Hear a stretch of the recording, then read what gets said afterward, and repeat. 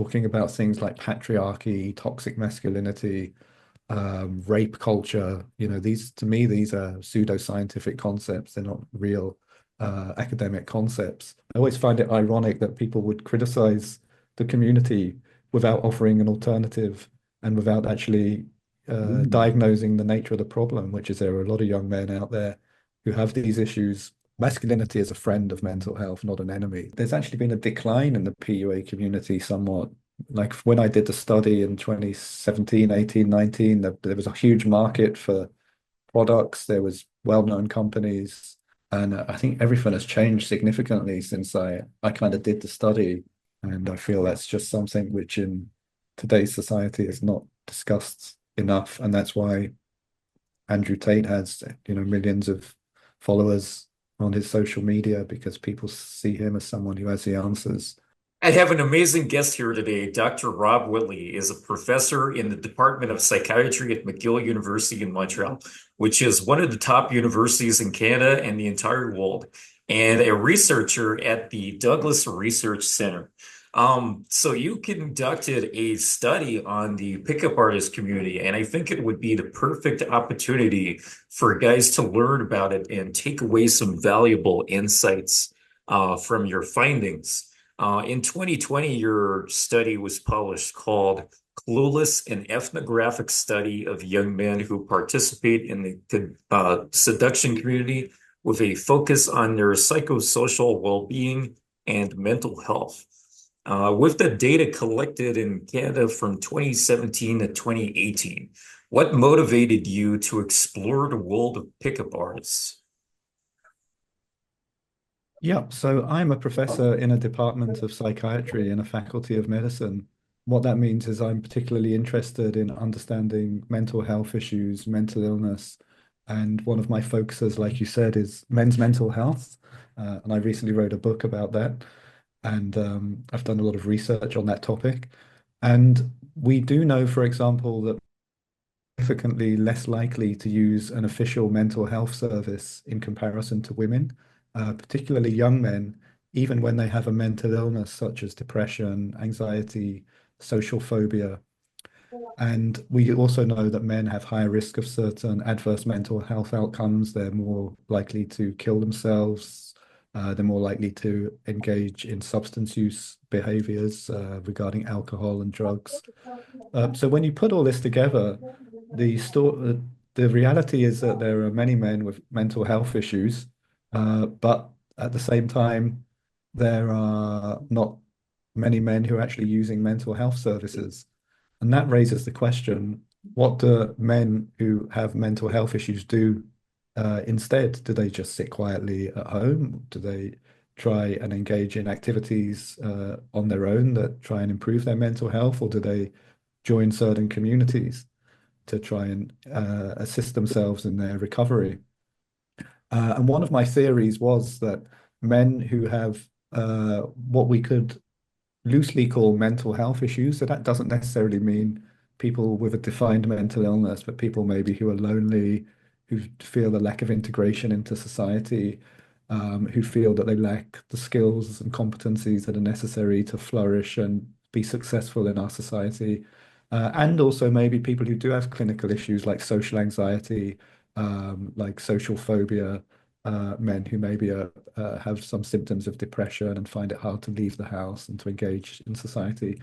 My theory or hypothesis was that uh, men like this might be attracted to some of the activities of the pickup community, the seduction community, because on paper these communities are uh, purveying skills that can be useful, that can address those mental health issues.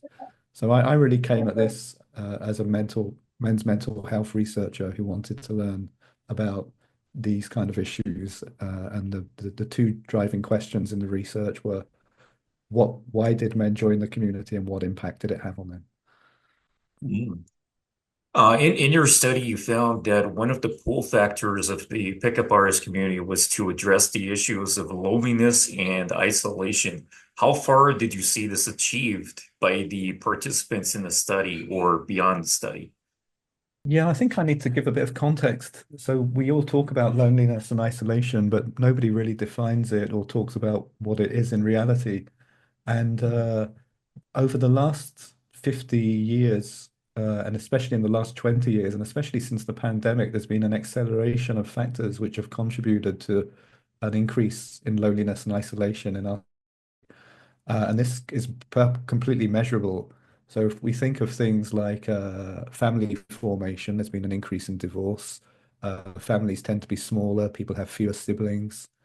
Immigration is higher, which means people who are immigrants to Canada, they often, their grandparents, their uncles, their aunts are in the country that they left, so they don't have an extended family here. We know people are less religious, so they're less likely to go to a place of worship, which is a place where people make friends, meet romantic partners, etc. So when you put all these variables together, there's an increase in kind of loneliness and isolation across the whole of society. And for young men, I think it's been particularly difficult, especially at the time when I did the study, because that was a time when the Me Too movement was at its height. There was a lot of discourse on my university campus, but in society at least, talking about things like patriarchy, toxic masculinity, rape culture. You know, these to me, these are pseudoscientific concepts. They're not real academic concepts. But they created an atmosphere where, for a lot of young men, it was quite unpleasant. And I know young men now in their 20s who, once they finish their bachelor's degree, refuse to do a master's or PhD because they didn't want to be in that micro environment where they felt they were being attacked just for virtue of being a man. And that also contributes towards loneliness and isolation because people are suspicious of each other. If you're someone who's friendly and wants to have a conversation with a stranger or someone in a class, you're worried that that might be taken the wrong way. So we need to contextualize all of this in those wider variables. And the answer to your question is that many of the men who participated in our study, they did say to us one of the main reasons is that they felt lonely, they felt isolated, they wanted to learn social skills that would help them address their loneliness and isolation. And it's very important to say that just through chance, 50% of the people who participated in our research were immigrants. And the immigrants had a very interesting perspective. Many of them came from North Africa, the Middle East, some from Africa, some from South America. And they said in their countries of origin, the script in terms of how to be social was very different to the script in Canada. That people had bigger families, that it's a bit of a stereotype, but some of these countries, the weather's nicer, there's more of an outdoor culture, it's kind of more normal to talk to strangers. Whereas in Canada, they found themselves lacking that cultural knowledge and were unsure exactly how to start a conversation, how it would be perceived. So for the immigrants in particular, they felt really lacking. And I had a friend in the community, and I used to say to him as a joke that this is like an immigrant integration service, what these guys are delivering to these young men. They're really helping them adapt to life in Canada and the realities of uh, what life is like here. Loneliness, isolation was certainly a big motivator for people joining the community in our study. Interesting. So I'm fascinated by the part where you said about people coming from other cultures. So I'm in South America right now. I'm specifically in Lima, Peru. And I lived here two times before. This is my third time, third segment living here. I've been thinking the last 2 weeks, perhaps, exactly what you just said. The people are outside more is one of the observations I had. And of course, people are very talkative. Canada can be very social depending on which part you're at. But here in Peru, it's like I think of it being back in the 90s. That's how I keep describing it to people. Not only in terms of technology, but it's just how things are. Everyone goes out somewhere to eat. Um, People don't cook at home so much, or at least not in the family context here. And as you said, the families are much bigger. I have seen more of my wife's cousins in the last 2 weeks than I have of my own cousins in the last 10 years. So Wow. huge family differences and many Right. things like that. So that was a very interesting observation there. Well, I just wanted to say that the young men in our study were struggling. And I think that's something I should really emphasize. When they arrived in Canada, and also for many of the Canadian-born people who were isolated, some of them were bullied at school, some of them had issues with their family, their father, their stepfather, etc. And they were struggling really to integrate socially into society. And they've been kind of demonized in the media. I looked at some of the media reports at the time, and they were called, creeps and perverts, and that's not what I saw in the study. And the study, every study has limitations, and I know there are some things that did happen and do happen with these men, which in the community, which are unpleasant, encouraged. But uh, the base of the study was men who were struggling and saw that they had issues and wanted to improve their issues. So I always find it ironic that people would criticize the community without offering an alternative and without actually Mm. diagnosing the nature of the problem, which is there are a lot of young men out there who have these issues and no one's really addressing them. They're kind of a forgotten demographic when we look where money is going in research, in mental health, in services. There's not a lot out there for like young men 18 to 25, and particularly not young men, immigrant backgrounds who are in Canada. It's not so bad, but in some countries they're demonized even more as um, in the rhetoric of popular press, etc. So I feel it's important to say that. Oh yeah, absolutely. I think you're completely right there. Oh no, that really brings home a lot of points. I was thinking, yeah, there's this kind of judgment that is placed before, and to especially highlight where you said offering no alternatives. That's such a key point right there because while there is a lot of demonization, there's a reason people go into this. Well, let me say this also, which is that people are surprised and shocked at Andrew Tate and that he's so popular and he has so many followers and that people are fawning over him and young men, but it doesn't surprise me in the least. And why do so many young men like Jordan Peterson? Why do they like Andrew Tate? Um, Jordan Peterson is not and Andrew Tate, two very different figures. And I can perfectly understand why people enjoy consuming Jordan Peterson's concept content. But if there's a lack of male role models, if when you look at high school, elementary school, 90% of the teachers, and I talk about this in my book, I have a whole chapter about this. Over 90% of elementary school teachers are female. At high school, it's about 75%. There's no male role models. 30 or so percent of boys are growing up in single mother households, so they don't have fathers present. Smaller families mean they don't have older brothers. So there's no acknowledgement that this is an issue, and there's no efforts to address this issue. So these young men are growing up without role models, male role models, without valorization of their masculinity. So of course they're going to nature watch Andrew Tate, and I'm older than most of the people watching this podcast, I guess. So I don't know all the figures who are out there today, but of course people are going to do that. So again, it's not a surprise to me, but that's again something we could talk about. Yeah, 100%. I was just having a conversation today with the producer of Louis Theroux's documentaries. Um, and we were talking about this kind of thing where I was thinking in terms of they're trying to explore masculinity for their next documentary coming up in the next 1 or 2 years. And I was thinking it's hard to determine what masculinity really is. It's easy to point at a bodybuilder and say, that's masculinity. It's easy to point at Arnold Schwarzenegger in all his movies and say, that's masculinity. That's a male role model. Uh, but these are kind of extremes. And what you mentioned is the absence of male role models in day-to-day life. And I think that is extremely important because I think back to my education and yeah, there was only there weren't many male teachers.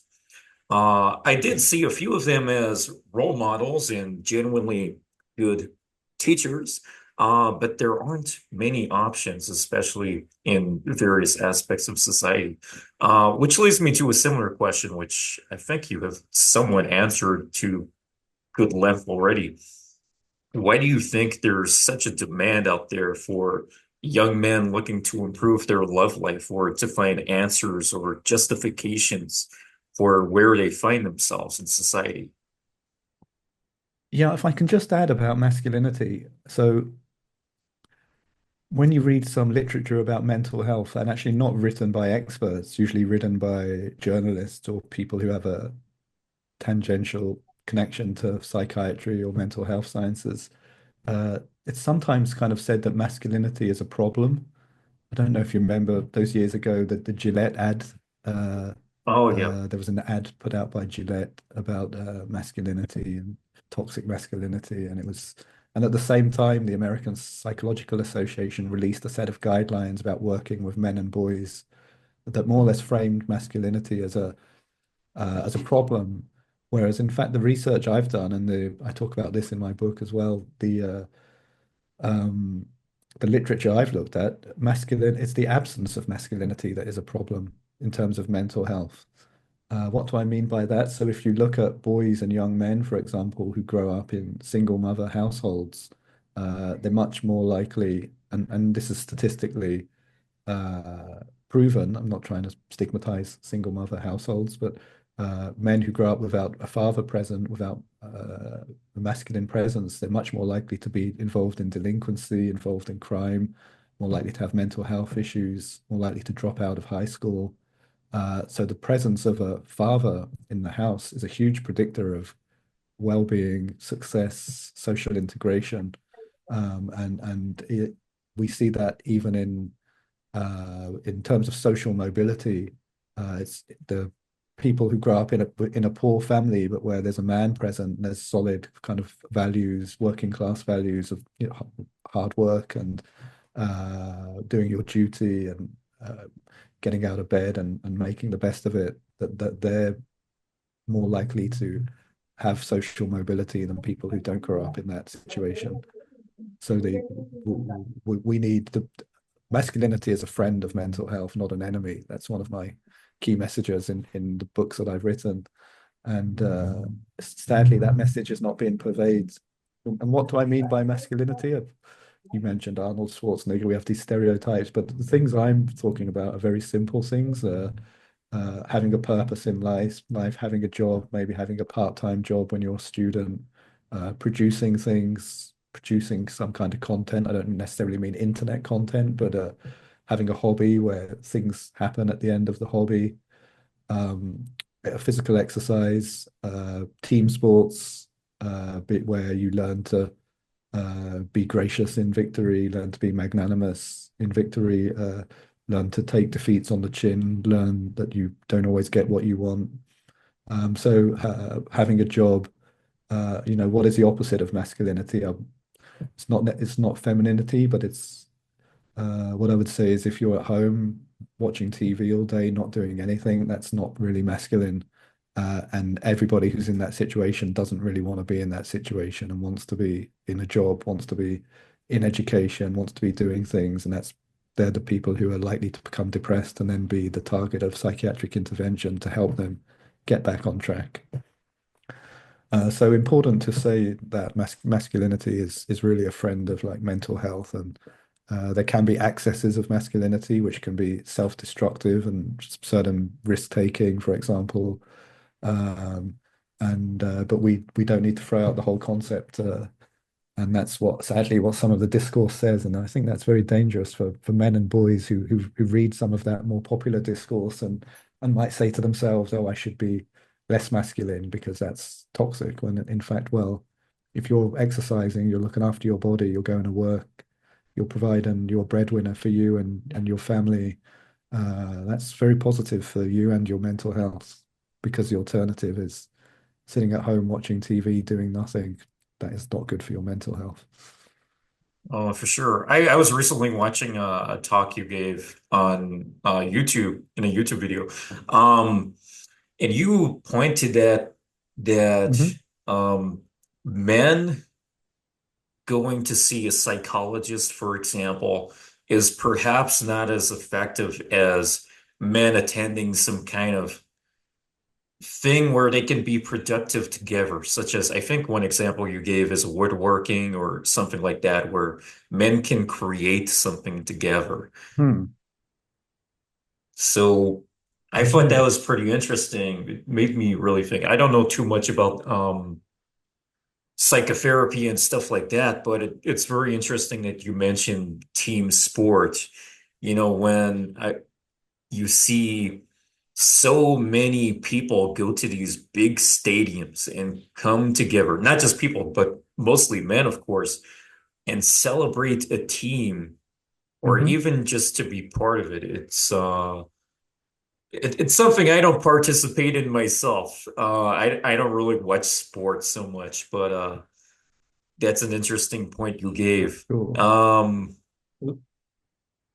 Yeah, Well, any if comment? you think that we men evolved to be fishing, hunting, defending, organizing themselves in units to defend their community, their neighborhood, their country from enemies, and that is the purpose in evolutionary terms. That was often the purpose, the function of men in society. And now we're in a situation where very few men are actually doing that stuff. And maybe that's a good thing. We have a very diversified economic sector. Um, but to get to your point, yeah, one of there are different modalities of healing when you have a mental health issue. Medication can be helpful, therapy can be helpful, but one thing I always say is these group activities, what I call shoulder to shoulder activities, men going out fishing together, going out hunting together, playing a sport together, even going for a walk together, where you're shoulder to shoulder. Maybe when you were younger, your dad used to take you for a drive, you were shoulder to shoulder, and you'd have a meaningful conversation rather than sitting across a desk face to face like the typical psychiatric consultation. And these we're now packaging these shoulder to shoulder activities into mental health interventions. As you saw in my video, we know that when men are vulnerable, when they have mental health issues, put them in those kind of group settings, get them to do a shared activity with other men where there's an outcome, where there's something that happens at the end, which is useful, which they're invested in, that can be really helpful for their recovery. And that's another reason why I was interested in the community, that it's clearly it's a group activity, at least it was when we studied it. I imagine it's become a bit more solitary now due to the internet and other social developments, the pandemic.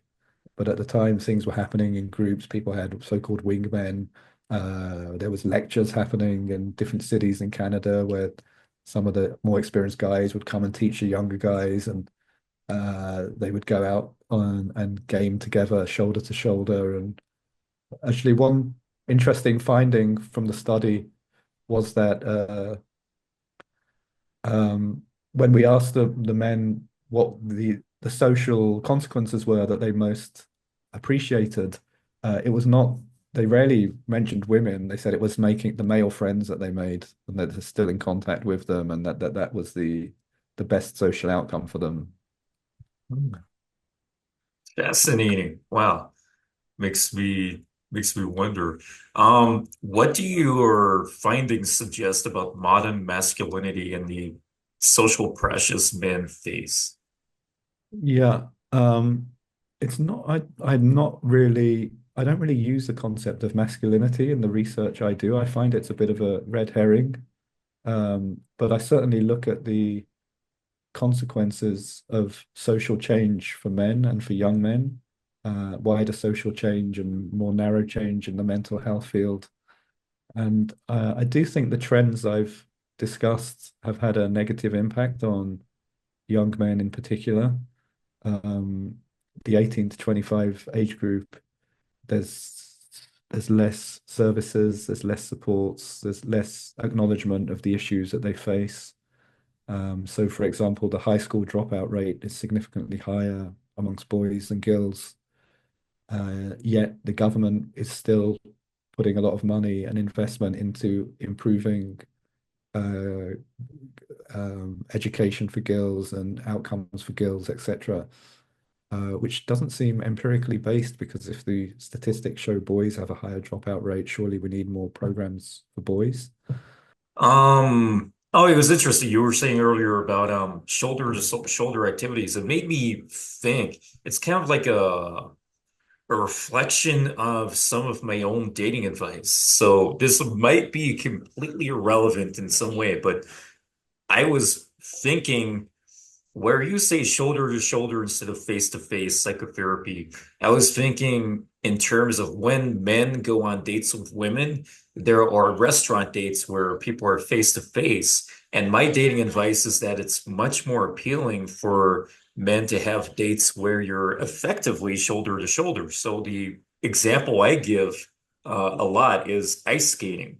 My advice is to go on genuinely fun Mhm. uh, date ideas instead of going to restaurants face to face. Because with ice skating, at least, you can hold hands, you can fall on your ass and laugh about it. You can focus on the fun, and the conversation then becomes secondary. Whereas on a restaurant date, it's too focused on the conversation itself. Yep. Um, I should say I'm in absolutely no position to give dating advice. Not an expert. I don't.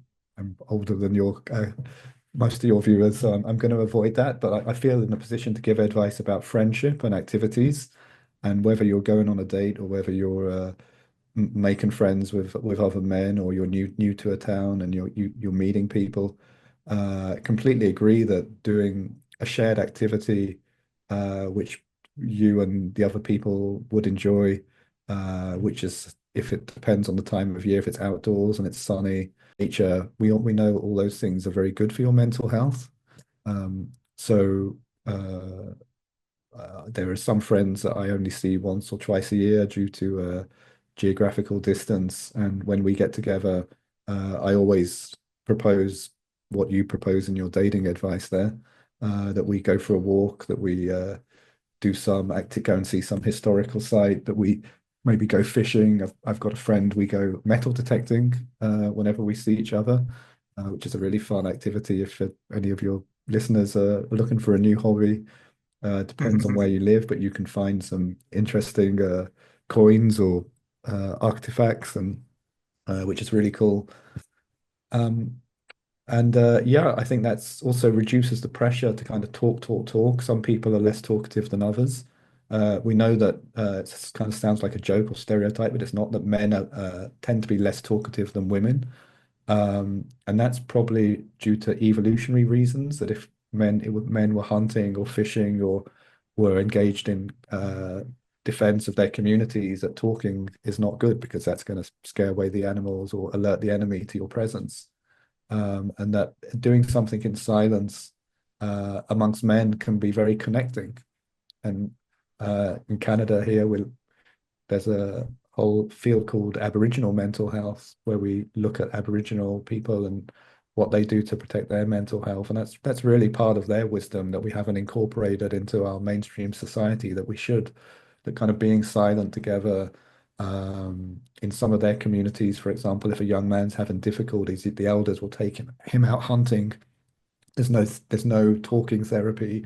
There's no asking about your mental health issues and not like tell me about your emotions or your feelings, young man. It's more you're coming with us. We're going to treat you like one of us. You do as you're told. We're going to teach you these new skills, and afterwards that can really improve their mental health. So again, that's something I write about a lot. We need to get away from the idea that talking is the only route to connecting with people or to improving your mental health, but doing kind of shared shoulder-to-shoulder activities, whether it's dating, whether it's with your friends, whether it's with potential friends, people you've just met and you might like to know better. I mean, there's a reason why, if you want to be successful in North America, super successful, you want to learn how to play golf because a lot of the deals I've read, Trump's biography, what's it called? Stealing the Deal or something. And he says how all his big deals have been done on the golf course. And that's because the guys are there, they're walking, they're shoulder to shoulder, they're having fun. There's a purpose, but then, in between the shots, they're like, oh, by the way, I've got this great idea. Let me talk about it with you. And I think that's just good advice in terms of friendship and social contact, sure. Yeah, I think the book was called The Art of the Deal. Is that the one? That's the one. That's what I was thinking of, yeah. And I remember he was talking about golf a lot. Pickup artists and deal artists. In your opinion, how important do you see authenticity in the development of one's game? So this is a question the community gave me. For example, routines, pickup lines, and various other PUA techniques can be like putting on a mask, which is referred to as technical game, whereas natural game involves using your own spontaneous ideas like through situational openers, which are original. Yeah, that's a good question. Again, I'm not, my expertise is more in mental health than game.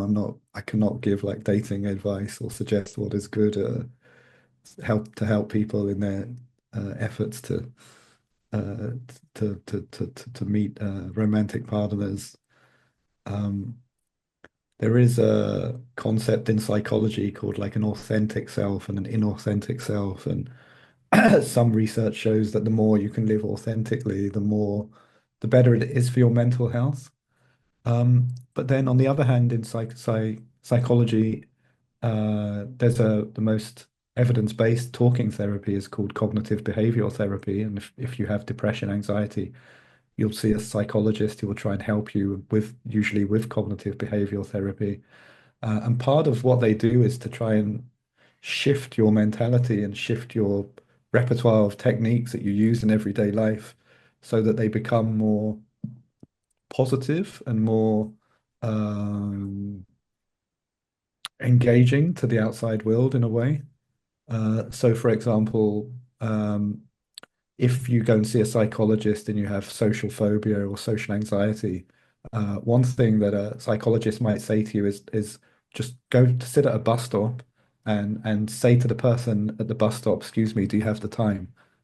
It's an old-fashioned um, technique because everybody has cell phones now, which tells the time. But maybe say, "Do you know when the next bus is?" Or and that you doing that would be terrifying to somebody with social phobia, but it's a first step. And then you work your way up, and then you get to a point where, look, you're terrified of doing a job interview, but we went from asking somebody the time at a bus stop, and then the next step was to try and follow up with a question like, "Oh, the weather's nice today, isn't it?" And to try and start a conversation. And then you can go from being someone who's terrified of social interaction to enjoying social interaction.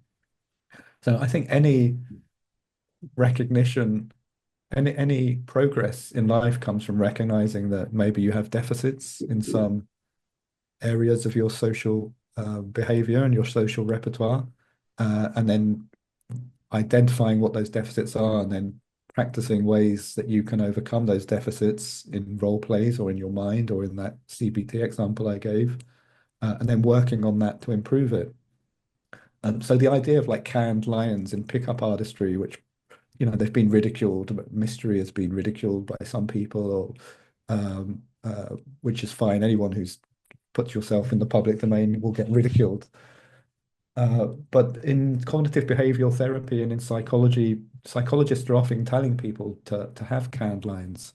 If you do media training, I've done media training, for example, media training will say, have a canned line. If a journalist asks you a tough question, to have a line which is like, "Thank you, that's a very good question.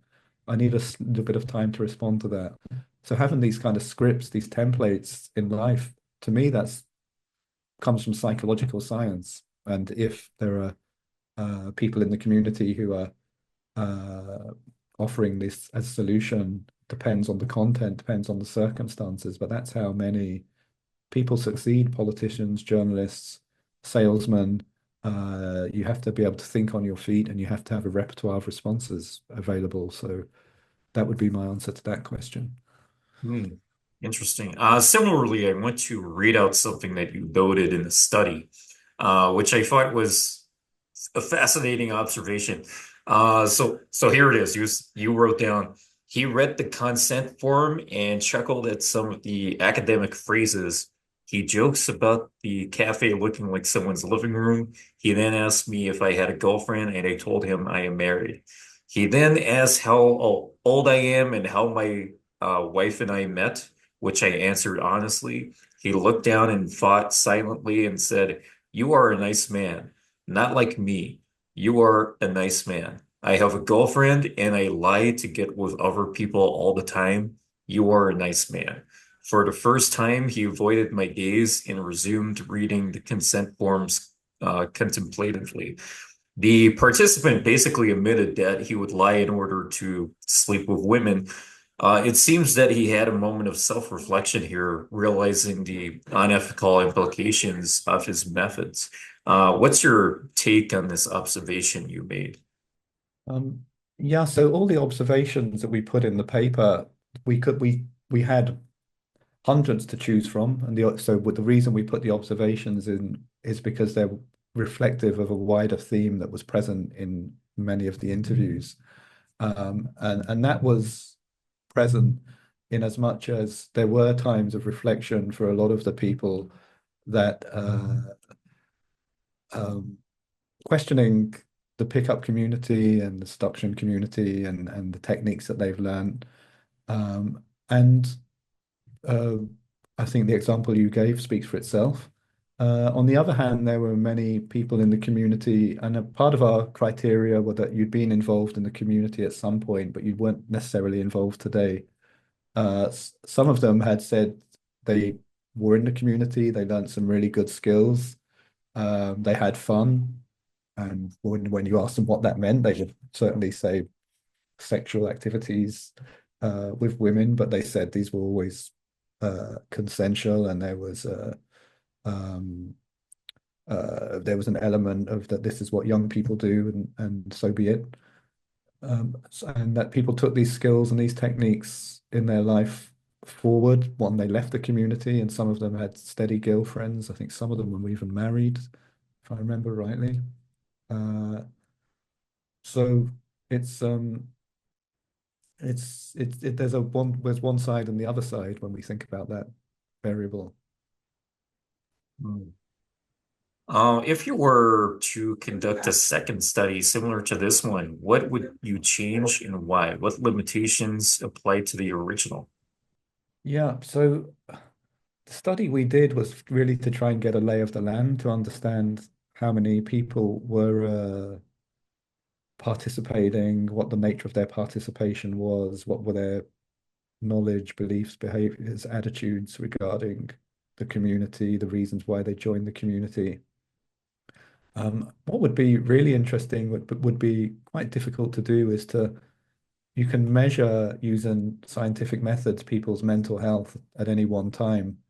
Would be to do what we call a longitudinal study, where we kind of measure their mental health and their social integration variables before they enter the community, and then measure them again uh, when they are in the community, and then measure them again maybe when they've left the community, and to do that to see what kind of uh, impacts community has on them. And if we do that, we can also measure negative variables as much as variables around mental health and depression.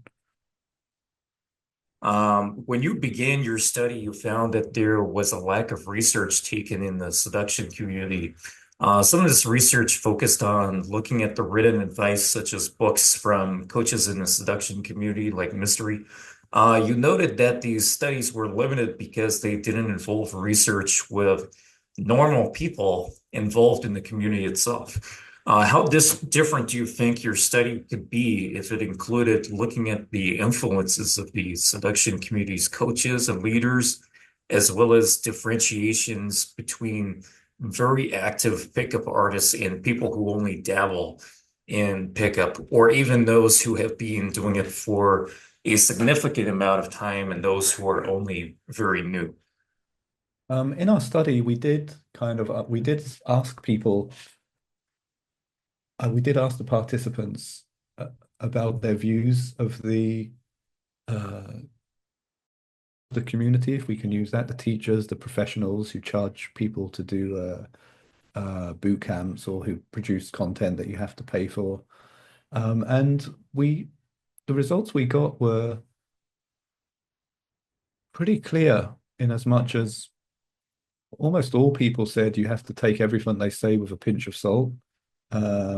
That there's a lot of good advice out there, but there's also a lot of bad advice, and that you have to be critical about what you absorb and what you reproduce in your own life.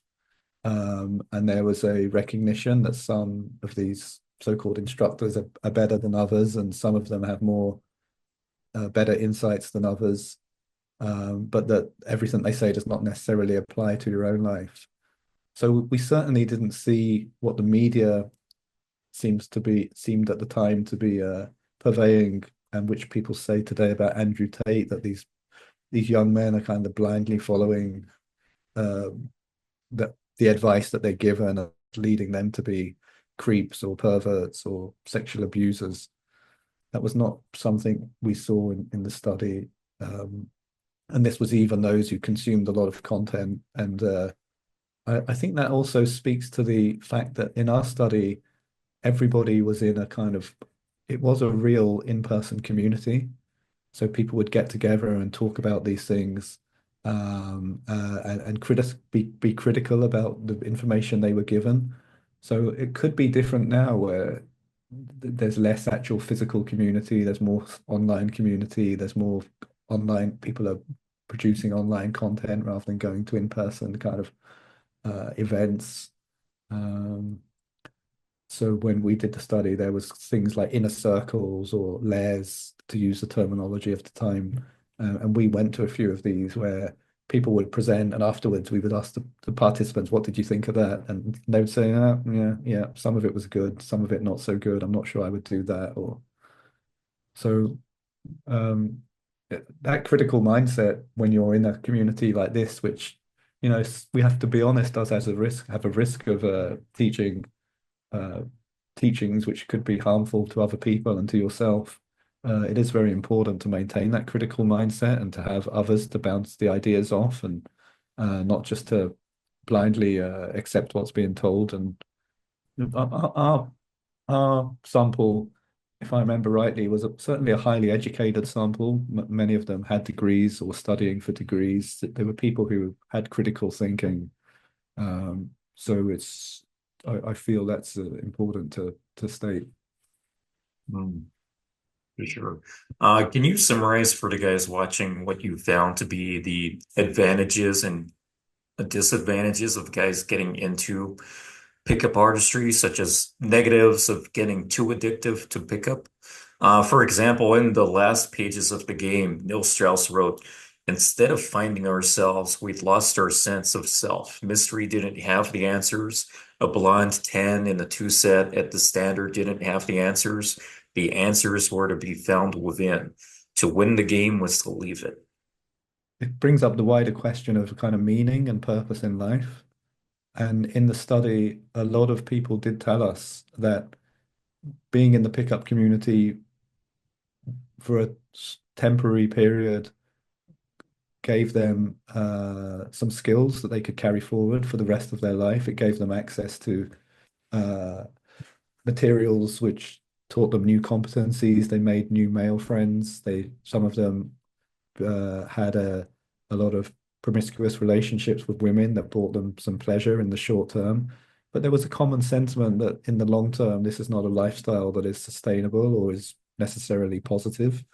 Um, at the time, the people in our study, many of them said they were going to nightclubs, staying up quite late, missing out on sleep, that this would affect their studying and their employment.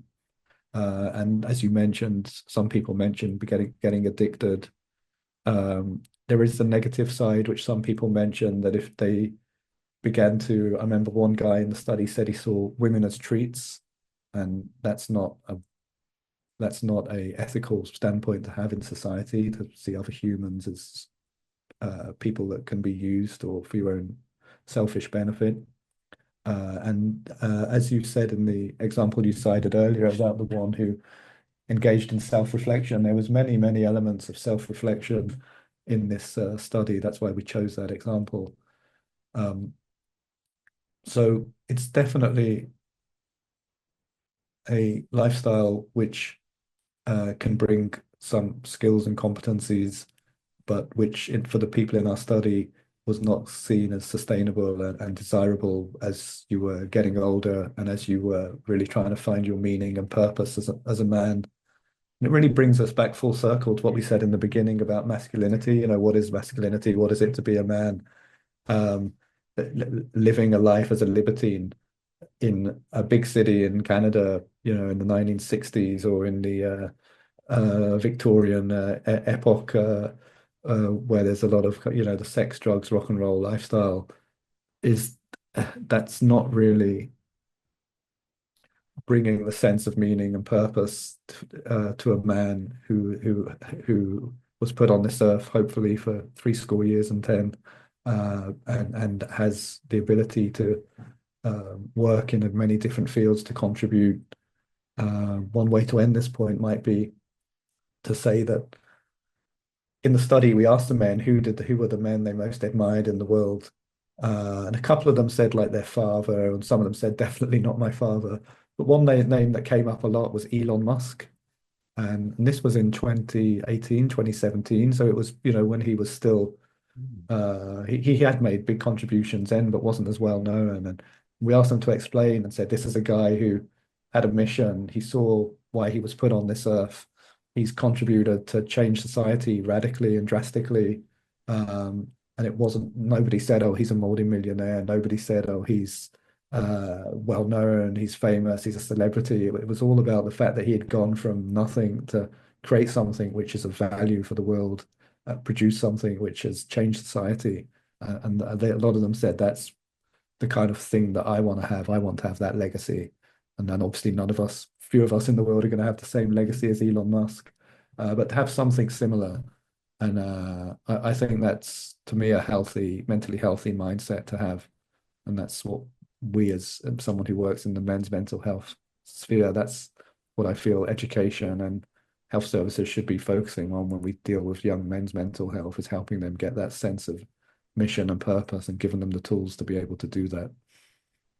That leads beautifully to my next question. What a coincidence. When it comes to teaching specific communication and interpersonal techniques and strategies, do you think there is a role in our education system, for our education system to play beyond the classic sex ed curriculum? Um, well, when we think about the raising of children, how do we take young children and then how do we support them through childhood and then adolescence and then young adulthood to be becoming fully functioning adults? You asked the question and you said the education system, but there should be many different sectors of society who are involved in that process. And the family should be the most important, really. The mother, the father, brothers, sisters, uncles, grandparents. And as I said right at the beginning, there's been sociological trends, meaning that people have fewer and fewer access, especially to male role models in the family. But traditionally, that's how knowledge was passed down from generation to generations, from father to son, from an uncle to a son, to an uncle to a nephew, a grandfather to a grandson. Secondly, we had kind of other supportive communities around the family. So I'm thinking of things like churches, sports clubs, Little League baseball. Um, these were positive influences on young men. The local religious minister, the local sports chief, the sports coach. Um, there's when I was growing up, I was in a cadet formation, military reserve units, for example, where you had officers and non-commissioned officers who would sometimes in a harsh but helpful manner tell you these are your deficits, these are your weaknesses. you've got to work on this. You can improve. You can do this. So we used to do marches, speed marches, and do assault courses, and there were many times where some of our members were looking like, "Oh no, I know where I'm going to do that," and they're like, "Look, you can do it. You're going to do it. You've got no choice," and that creates a sense of resiliency and mastery. And a lot of that has been decimated by recent changes in society.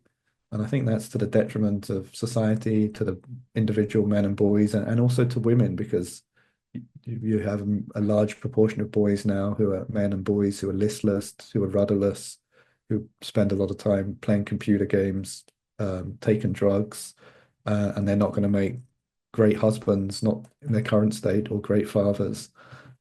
So I really think we need to expand outside of the education system and start thinking about those kind of third society, civic society supports to help young men.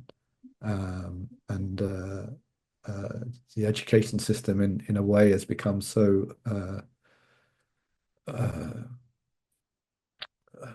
I mean, I guess I can use a bit of a slang word here, so woke, at least in Canada, that I feel it's the third society organizations that would be most helpful. Counterproductive, I would think. Yeah, just to knock in a few points there. I remember watching some kind of Denzel Washington interview, and I can't remember what the topic was, maybe it was racism or something, but he says it starts in the home. And that's essentially what you're saying. So that's a very interesting point here. I was recently talking very briefly with, I don't know if you know who Rosenfeld is, but he's a professor at what's the name of the university? Stanford University. So, and he famously did a study about Hmm. how couples meet since maybe Hmm. just before the 1960s or something like that. So you can see a very famous graph, which is being shared around, um, of the lines, how the percentage of couples who met each year, who met at first in school, in church, in a bar or restaurant, and then from 1995, online dating or just the internet is what is categorized at, starts to come. And then now in the last something like 2 to 4 years, the internet is now responsible for more than 50% of how couples are now meeting. And all of the other um, categories you could see on the graph have been declining. And it's just interesting how Hmm. people still meet at school. Schools have not been taken away, but all these uh, methods of meeting people are now decreasing in favor of the internet, uh, online dating specifically, and social media to some extent in terms of how men and women are forming relationships. So since the mid 90s, but especially since around 2012, 2013, that is when the internet really started to take a hold on how relationships have been formed. So I don't think this is just a dating thing, but a society thing in general. Just like my observation from a little bit earlier, here being in Peru, it's not an internet culture. I go outside and everyone's outside. People aren't staying in their homes all day Hmm. like someone like me would Hmm. in our own homes in our own Hmm. countries. So yeah, that's an observation I have there. You also mentioned about another point about how important the family is. Some of the Asian dating coaches I have talked to in the space, they have talked about Asian parenting being strict in the sense that they raise their children to be very career focused, and then they therefore miss out on Hmm. their dating Hmm. opportunities. They focus so much on their career, and then suddenly no dating opportunities. They're struggling with finding a girlfriend, finding a wife, and so they turn to these Asian dating coaches for advice. And that is the huge theme that they keep seeing, especially in Asian cultures. Just the fact that there's no dating advice from the father in the family, even when it is a full family unit. Yeah. It's sometimes I say it's half joke or half serious. The best dating advice a father can say give to a son is get a job, get a well-paid job, get a well-paid career, and a step with us in a stable economic field. Because once you have that, uh, it increases your attractability. Because men who are unemployed or men who are, especially when men get older, if they're in jobs which are considered low status and which don't give much economic opportunity, then it's not particularly attractive to women to date somebody like that. And there's always I mean, I'm older than most of your watchers, what most of your viewers, I'm sure, but life is decades long. And if you're 21 and you're working in some IT field, which is, considered by other people a bit nerdy, but you're well paid, your dating opportunities might be limited. But by the time you get to in your 30s and you have increased your status, your income, then certainly your dating opportunities will become much wider, and your attractiveness to others will become much more engaging. And what I'm saying here are not anecdotes; these are kind of facts. If you look at like the dating literature, the marriage literature, the relationship literature, um, and people sometimes say, which is biologically true, like men mature later than women. Uh, so it's it's not necessarily bad advice to say focus on your career. And actually, in our study, that was something that a lot of the men said. They said they kind of enjoyed the period, but some of them had their career took interruptions. It was to the detriment of their education, and now they're getting older. They realize that is something which they have to work on, and they're currently working on it, and they're getting back to what they would said was their like real mission and purpose in life. So if you're gifted in some field, whether it's IT or languages or science, I know it's easy for me to say as an older guy, and younger men have hormones and things that they want to do in life. Uh, but if you take the life course approach, things might not happen today, they might not happen tomorrow, but in a few years, these things will be more feasible regarding wider dating pool, dating options, your attractability, etc. Mhm. How do you think society should respond to the rise of the PUA community? And why is the pickup community framed as bad in the media? And do you think it's somewhat justified? You just said the rise of the PUA community, but I'm not sure. I'm not From what I've seen, there's actually been a decline in the PUA community somewhat. Like when I did the study in 2017, 18, 19, there was a huge market for products. There was well-known companies who had boot camps and trainings, producing material. There were YouTube people or people on YouTube with hundreds of thousands of subscribers. And from what I've seen, there's been actually a bit of a decline. I think it partly due to I was stigmatized by the media. There was the uh, Julian Blanc scandal. There was the other issues. Rushvi was a pickup artist when I did the study who was came to Canada to do some workshops, and there was protests by people.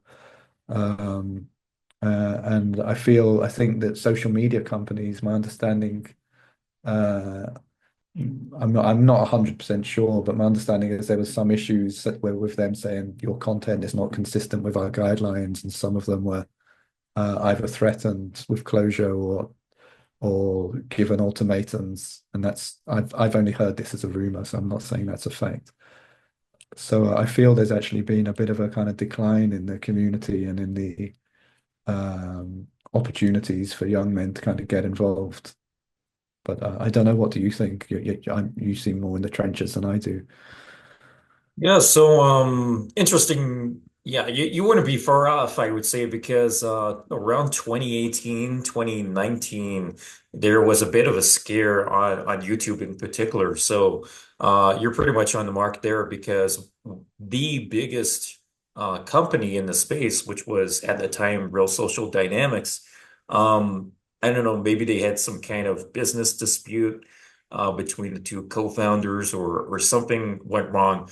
One thing I know for sure is that the co-founder, Owen Cook, um, removed a lot of content from YouTube because he was warned about this kind of purge that was going on YouTube.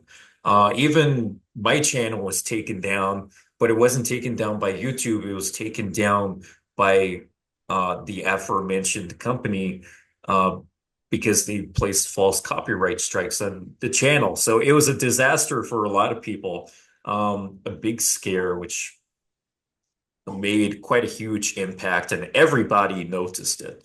Um, but I think, yeah, these days, because there used to be a very dominant company with a lot of coaches under one umbrella, now it probably necessarily isn't so Hmm. clear on there being so much content because a lot of the content has been removed from YouTube. There have been several companies that just disappeared due to whatever reason. But I think things are starting to get back to normal in some sense. Um, I personally run Game Global, which is intended to replace the inner circle groups that Real Social Dynamics had. So I founded what is now considered to be the center of the organized community itself. Um, so interestingly, my next question was going to be about this anyway. As the founder of Game Global, and we host the largest organized community of POAs around the world, what suggestions can you give to a person in a position of power like myself to implement changes in the pickup community and industry for the better? Um, I don't really feel in a position to give a good answer to that question, partly because we did the study in 2018, 2019, 2017, 2018, excuse me, was published in 2020. Then the pandemic happened, and I think everything has changed significantly since I kind of did the study. And since then, I focused more on men's mental health in general. But one thing I could just reiterate about men's mental health, which I feel is important, is, as I said at the beginning, shoulder to shoulder activities, just incredibly useful for men's mental health. Male friendship has been kind of denigrated a bit in society. You know, people who hang out with men are called bros, or these the terms are put on them, which are kind of stupid and meaningless. But it's important to have kind of male bonding, male connection. We've seen that throughout history in sports, in the military, in extended families. And I can just go back to what people said in the study, that people said one of the best outcomes was the male friends that they made and male connections.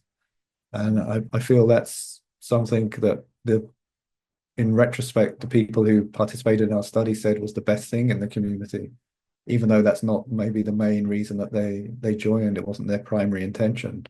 And I think any emphasis that can be put on kind of developing male friends and male friendship should be encouraged, because but as I said, we live in a world now where there's many more immigrants in Western countries. People are coming from families where there's fewer siblings.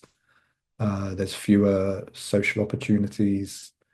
So many people are addicted to their phones and to internet time that having true friends and obviously female friends are important for men and for women having male friends, but sometimes they're less durable.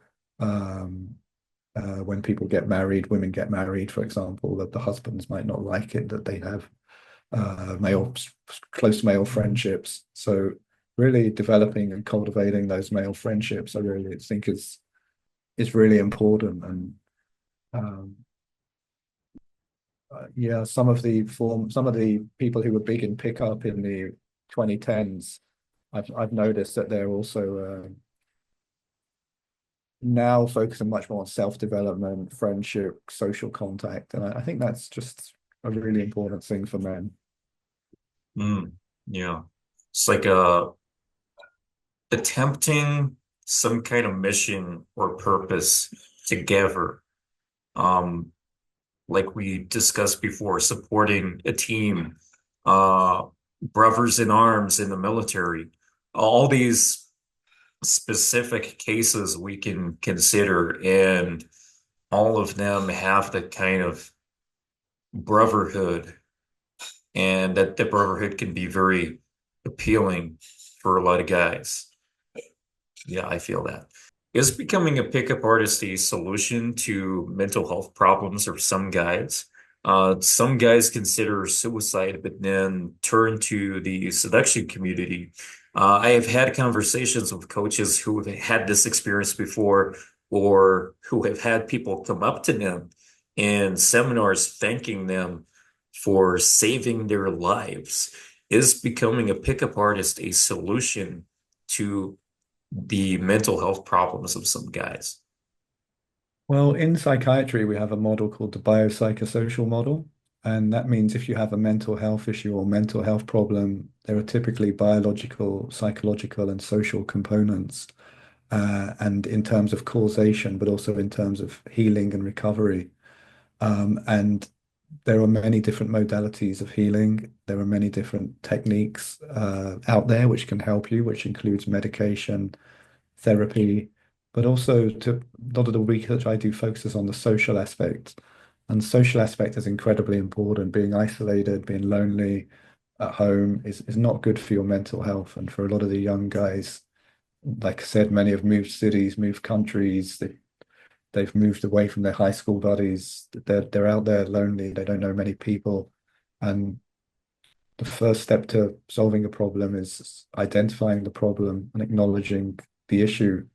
And I think there needs to be programs where men can see that they lack social connections. Maybe they do lack social skills, and that things are done to address those issues.